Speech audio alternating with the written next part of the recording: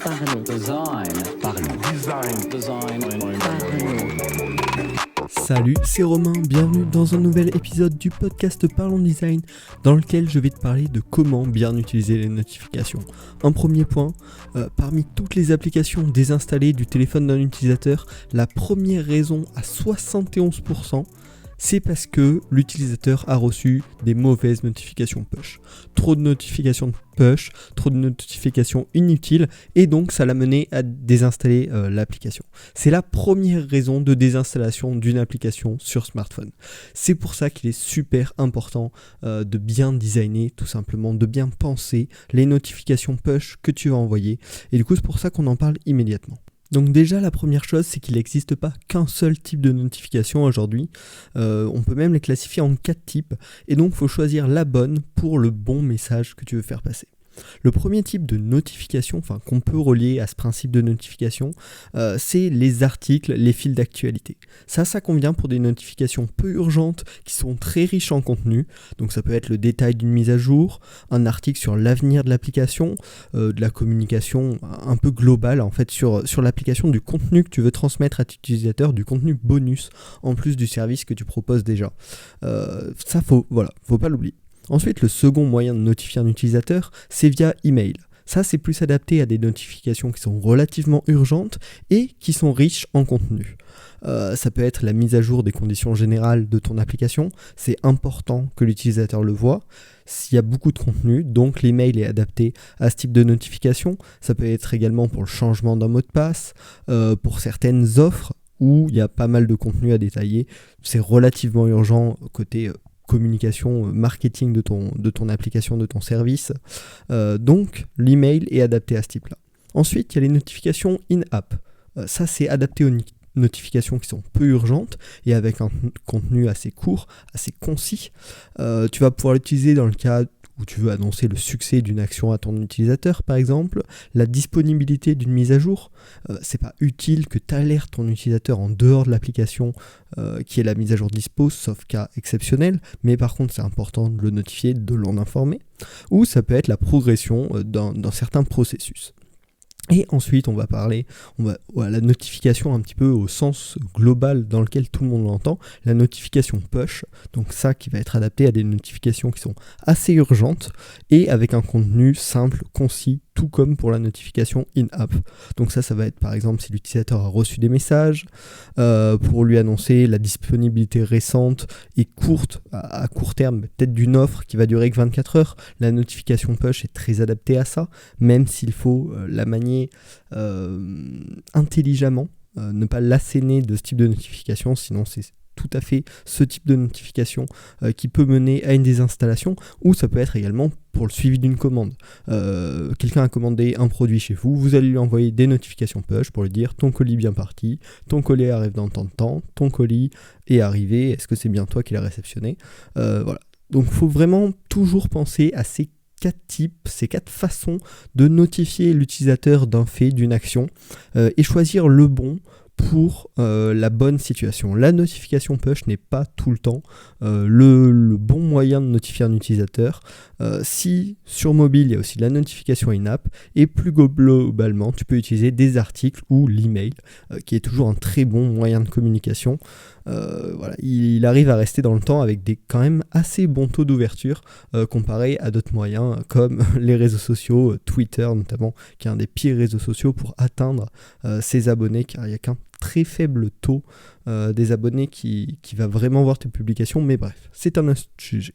Donc maintenant que tu connais ces 4 façons de notifier ton utilisateur, à toi de choisir la bonne pour chaque action et de choisir un peu ton niveau d'agressivité dans la communication, dans le marketing de ton service. C'est-à-dire que certains vont utiliser une notification push abruptement en proposant beaucoup d'offres via les notifications push, mais ça a toujours le risque de perdre des utilisateurs derrière, mais bien sûr ça impacte plus les utilisateurs car ça apparaît directement sur leur téléphone. Donc maintenant on va voir justement quelques conseils pour la partie notification in-app et notification push. Donc premièrement, en ce qui concerne la demande d'autorisation, est-ce que le système, l'OS du téléphone de l'utilisateur va m'autoriser à envoyer les notifications ? Il faut demander à l'utilisateur et certaines applications le demandent dès le premier lancement de l'application, ce qui est une très mauvaise pratique avec un gros taux de refus.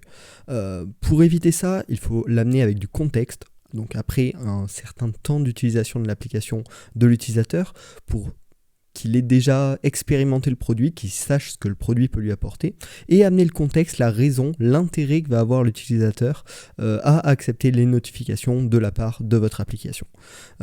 C'est pas quelque chose à bâcler, faut bien le réfléchir, et d'autant plus que pour iOS notamment, une fois que l'utilisateur a refusé de recevoir des notifications, vous n'allez pas pouvoir lui demander directement via la notification système. Ça va être plus compliqué, il va devoir aller dans les paramètres pour modifier ça. Ensuite, en ce qui concerne le contenu des notifications que vous allez envoyer, il faut prendre en compte plusieurs facteurs super importants. Déjà, la valeur que ça va apporter à l'utilisateur. Si ça n'apporte pas de valeur à l'utilisateur, mais uniquement à vous en termes marketing, ce n'est pas une bonne notification. Faites bien attention à ça. Ensuite, il faut essayer de personnaliser au maximum les notifications en insérant déjà des mots par rapport à votre utilisateur, par rapport à son nom, par rapport à son profil, mais également en adaptant les notifications que vous lui envoyez et ne pas envoyer les mêmes notifications à tous vos utilisateurs car chacun a des besoins particuliers, donc il faut lui envoyer ce qui l'intéresse uniquement. Ensuite, c'est important que le texte de la notification soit clair, sans vocabulaire technique, avec du vocabulaire bien sûr qu'il comprend, et que les notifications, le texte des notifications soit complète. Si le système met 3 petits points à la fin de votre notification parce qu'il y a trop de texte, ce n'est pas une bonne notification. Donc il faut faire attention à ça. Et ensuite, le dernier point important, c'est que quand l'utilisateur va cliquer sur la notification, ça l'emmène directement vers le bon endroit. Ça, c'est valable pour les notifications mobiles, mais également pour un email ou un article avec un bouton d'action. Il ne faut pas uniquement que ça emmène sur la home page de votre application, mais que ça emmène vraiment à la bonne page, à la page sur laquelle il peut réaliser l'action en question. Ensuite, au niveau du paramétrage, c'est important de supporter le regroupement des notifications. C'est disponible sur Android et sur iOS. Quand on va recevoir plusieurs notifications d'une même application, notamment pour les messages, ils vont être regroupés ensemble. Et donc ça, c'est super important de le gérer pour éviter de bombarder tout simplement trop agressivement le téléphone de l'utilisateur. Et ensuite, le mieux, c'est même de pouvoir laisser le choix à l'utilisateur des notifications qu'il veut recevoir. S'il y a plusieurs types de notifications que vous envoyez avec votre application, c'est bien d'autoriser facilement dans les paramètres à l'utilisateur de pouvoir modifier, choisir les notifications qui l'intéressent tout simplement. Ensuite, le quatrième point, c'est le timing. En moyenne, un utilisateur va recevoir 56 notifications par jour. C'est une moyenne, il y en a qui sont bien plus hauts que ça. Et donc, voilà, je vous donne ce chiffre. Ensuite, à vous de choisir quelle est votre limite de notifications envoyées par jour. Mais il ne faut vraiment pas être excessif. Sinon, là, c'est tout simplement sur ces utilisateurs qui reçoivent peu de notifications. Si vous en envoyez 10 par jour, vous pouvez être sûr que l'utilisateur va supprimer votre application rapidement. Également, il faut choisir le bon moment, un petit peu comme pour les posts sur les réseaux sociaux, il y a des bons moments et des mauvais moments. Et là, ça va se jouer selon l'action en question, à quelle heure il peut la réaliser, selon la disponibilité de votre utilisateur. Et donc voilà, il faut prendre tous ces facteurs en compte pour envoyer la notification au bon moment et pas envoyer même une notification d'actualité à 2h30 du mat, car 95% des utilisateurs largement ne le verront pas. Et enfin, le dernier conseil, c'est de toujours tester ces notifications. Déjà via des tests AB, entre deux textes de notification, lequel fonctionne le plus, lequel plaît le plus à l'utilisateur, lequel convertit le plus. Donc testez également l'engagement de vos utilisateurs sur chacune de vos notifications. Et enfin, le taux de désinstallation. Si vous voyez qu'après une certaine campagne de notification, les désinstallations ont beaucoup augmenté, vous pouvez bien sûr remettre en question la notification et éviter de reproduire ce type de notif. Donc voilà, tout ce qui permet de notifier, d'informer l'utilisateur, c'est très puissant, mais c'est très dangereux, notamment pour les notifications mobiles. Donc il faut les utiliser à bon escient, le penser, le réfléchir, et pas uniquement balancer des notifications sur un coup de tête. C'est un vrai travail, donc je t'invite à y penser la prochaine fois, à partager ce podcast si tu as des amis que ça peut intéresser. Voilà, ça permet de faire grandir le podcast et de proposer du contenu à des passionnés de design. Tu peux également noter le podcast sur les différentes plateformes, ça aide à le faire référencer, c'est super cool, ça me fait plaisir et ça me motive à faire de nouveaux épisodes.